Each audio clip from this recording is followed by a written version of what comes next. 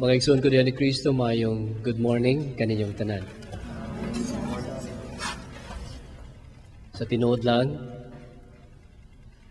dili ko balaan. Daghang mga butang sa akong kinabuhi na wala makapahimuot sa Ginoo. Daghang mga nahimo nako na dili malipay ang Dios tungod sa mga kakulangan na ako ang gipakita. Siguro daghang mga tao na ako ang nasakitan o napasakitan. O mga tao nga nakapasakit nako o niya dili pod maayo ang akong gipakita. Kini maong paghinumdom sa mga kakulangan, nakahagit nako pag-ayo nining atong ebanghelyo o sa atong mga pagbasa.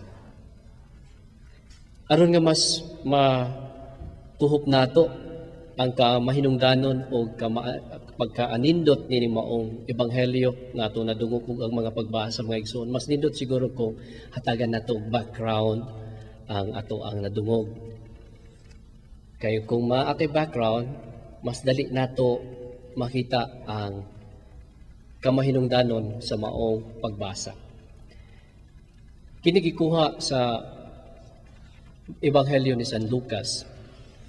Kung mahinumduman ninyo, katong mahilig magbasa sa Ebanghelyo o mahilig magbasa og Biblia, kini maong kasinatian ni Juan, Santiago o sa mga apostoles, bag-o lang nila na sinati kadto bitawng pagkausab sa dagway ni Kristo.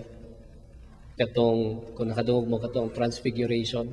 So duol-duol ni siya nga sitwasyon. Mao ni ang nakapahinumdom o pag-ayo ni Santiago ug ni Juan uban to si Pedro kadtong adunay tingog gikan sa langit, gikan sa panganod nga miingon, kini ang pinangga kong anak.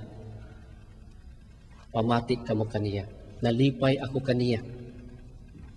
Unya human ato, mao na to ang preparation nga moadto si Kristo sa Jerusalem. Mao na nga kung mabantayan nato sa ebanghelyo karon, wala siya gidawat sa Samaria tungod kay tataw kaayo nga ang punteriya ni Kristo mao ang Jerusalem.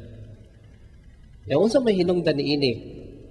Siyempre gusto pud sa mga Samarianhon na tagdon sila, no? Kapitan sila, malipay pud sila. Although ang Samarianhon, ang mga Samaria, ang naa sa Samaria nga mga tao, mga pagano, no, dili to sila kanang mituo sama sa gituuhan sa mga Hudiyo. Now, kining mga butanga nakapasuko ni Juan o ni Santiago. Ipalag sila, ngayon sila nga Ginoo. Lagot miya ng mga tawhana, watagi dawat nila. Sila pa hinoy ato ang anhian gihapitan, wala hinuon ta atiman na. Usaman, ato silang panisan, ato silang padadaan og kanang kalayo, mga kabunga sa kasuko, no? Parang common para sa tuwa ng mga reaksyon kung naay mga tao nga di nato ganahan o wa ganahin nato. Hinana nga mga panghitabo. Para wag makainom naay masakitan, gusto po ka mapasakitan nimo siya. Wag mo balik sa daang testamento ba nga an eye for an eye, a tooth for a tooth, a life for a life, kung yana. Ang murabag, balikan nato ni, balusan nato ni. Ang kamantay ta, unsa kahatong gisulti sa amahan, katong nausab ang dagway ni Kristo, amingon siya, kini ang pinalangga kong anak. Nasayod ta na ang pagtulunan sa simbahan nga gitudo sa atoa, duha lamang ka punto, ang paghigugma sa Dios Amahan o ang paghigugma sa atong isikatao. Mao na ang gisulti sa atong ikaduhang pagbasa. Ang kainumdum mo. Mao ni ang gipuy-an ni Kristo. Although it is easy to love God, kay Ginoo man siya, pero when we love people, dinhi ang dako kayong hagit. Unsaon nato ni? Moto nga ganiha sa akong gisulti sa inyo ha, na ako'y mga butang nga wala makapahimuot sa Ginoo. Ang butong mingon bang Ginoo sa kuan? Kini si Father Edgar pinangga kong anak. Kita po mismo sa ato ang kinabuhi, makaingon ba ka ang Ginoo sa kuwa? Pinangga bagyod ka ako sa Dios. Palag si Juan si Santiago. Odo ang ilang kaikag na gusto nilang balusan kay ang Ginoo na guna. Ang propeta nga si Jesus. Wala nila tagda. Sobrang sakitan sila. Pero nindot ang gipakita ni Jesus, milingi siya, gibadlong sila. Ayaw. Tungod kay, when you love, don't love people who loved you only. When you love those people more who don't love you. Mas gwapo siguro nindot mo siguro mga hagit sa kinabuhi na unsaon nato nga mas mahigugma nato katong mga tao nga wala gyud ganahin nato. Namo ni ang challenge din yan nindot kaayo kay sa last part sa ebanghelyo na ay may lakaw sila kay moadto na sila sa laing balangay. Nindot kay nga journey kay na ay duha tawo nga mingon mosunod ko nimo siguro mga Samarian honto no padulong sa laing balangay. Gigiingnan ni Kristo gihagit niya. Hala, kung attached kay baya ka sa imong kaugalingon, it would be very hard to follow me.